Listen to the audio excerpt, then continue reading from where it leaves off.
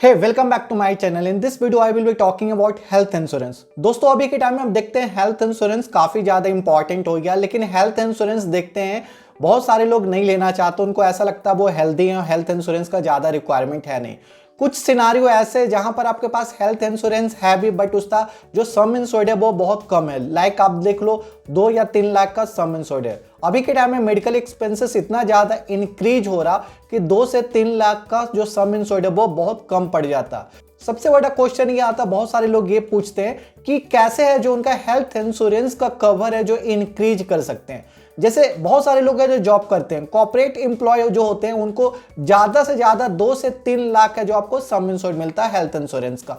कुछ केसेस में होता है 5 लाख का सम इंश्योर्ड होता है। लेकिन सबसे बड़ा क्वेश्चन ये उठता है कि अगर मान लीजिए आपका जो मेडिकल बिल है वो 5 लाख से ज्यादा है जो इंक्रीज हो जाता है, तो कैसे है जो आप उसको हैंडल कर पाएंगे। क्योंकि अगर आपके पास 5 लाख का सम इंश्योर्ड है और अगर आपको मेडिकल जो बिल आया वो 7 लाख का, तो 2 लाख रुपीस आपको अपने पॉकेट से पे करना होता है। अगर आपको मेडिकल बिल है जो 5 लाख से ज्यादा आता है, मान लीजिए जैसा मैं एक एग्जांपल लिया 7 लाख का आपका मेडिकल बिल है और आपके पास जो हेल्थ इंश्योरेंस है वो 5 लाख का, तो यानी कि 2 लाख है जो आपको अपने पॉकेट से पे करना पड़ेगा।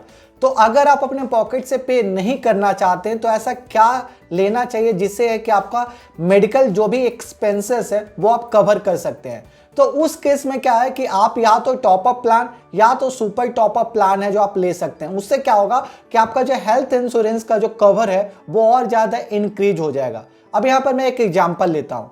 मान लीजिए आपने 3 to 4 years पहले आपने 3 लाख का हेल्थ इंश्योरेंस कवर लिया। अभी देखते हैं आपका मेडिकल एक्सपेंसेस काफ़ी ज़्यादा इंक्रीज हो गया, तो 3 लाख का सम इंश्योर्ड सफिशिएंट नहीं है।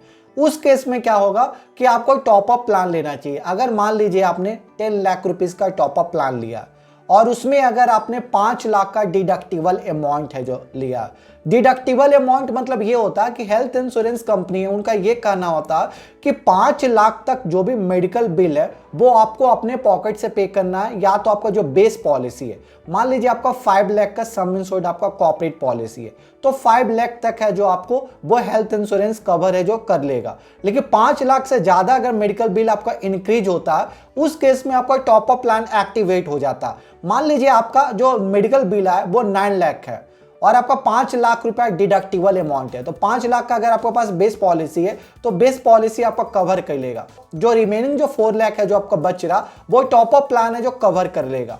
तो टॉप अप प्लान देखते हैं काफी ज्यादा हेल्थ इंश्योरेंस कवर करता है। अब ऐसा नहीं है कि मान लीजिए आपके पास स्टार हेल्थ इंश्योरेंस का बेस पॉलिसी है, तो ऐसा नहीं है कि आपको top up plan star health insurance का ही लेना।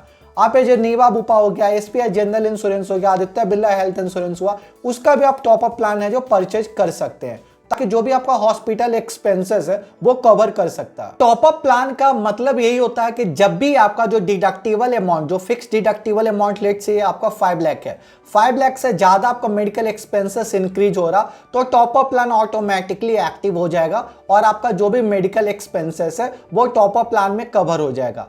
टॉप अप प्लान में भी आपको वेटिंग पीरियड कंप्लीट करना पड़ता है। जैसे कोई भी प्री एग्जिस्टिंग डिजीज होता है वो ज़्यादातर हेल्थ इंश्योरेंस में 3 इयर्स का वेटिंग पीरियड होता है, तो सेम चीज़ आपको है जो टॉप अप प्लान में भी 3 इयर्स का वेटिंग पीरियड है, तो आपको इसको ध्यान देना है। अब यहाँ पर एक मान लो एक सिनारियो लेते हैं, अगर आपका मेडिकल एक्सपेंसेस है जो 4 लाख आया, तो यहाँ पे टॉप अप प्लान है जो एक्टिव होगा या नहीं होगा, आप है जो सोच कर बता सकते हैं। यहां पर आपका टॉप अप प्लान है जो एक्टिव नहीं होगा, क्योंकि आपका डिडक्टिबल अमाउंट 5 लाख है और आपका मेडिकल एक्सपेंसेस 4 लाख है, तो यहां पर आपको बेस पॉलिसी से ही वो मेडिकल एक्सपेंसेस कवर करना पड़ेगा।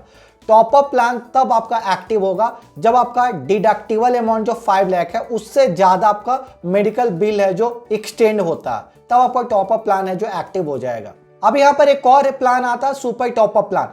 काफी ज्यादा लोग होते हैं उनको इसमें है जो काफी ज्यादा कंफ्यूजन होता है टॉप अप प्लान और सुपर टॉप अप प्लान।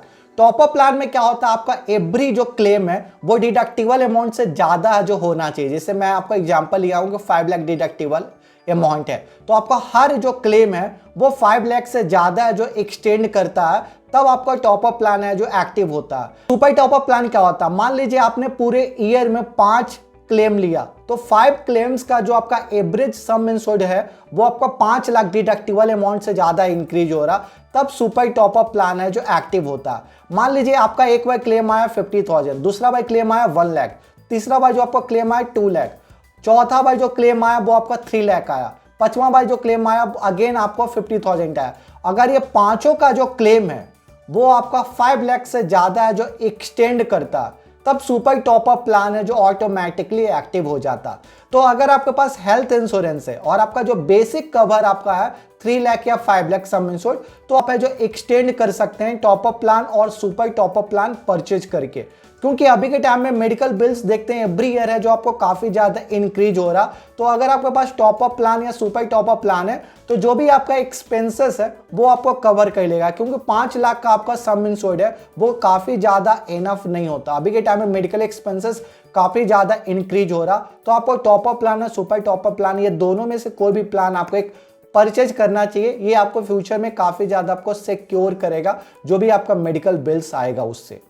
फिर भी आपका कोई क्वेश्चन है तो प्लीज कमेंट बॉक्स में मुझे बताइए। Thank you so much for watching this video.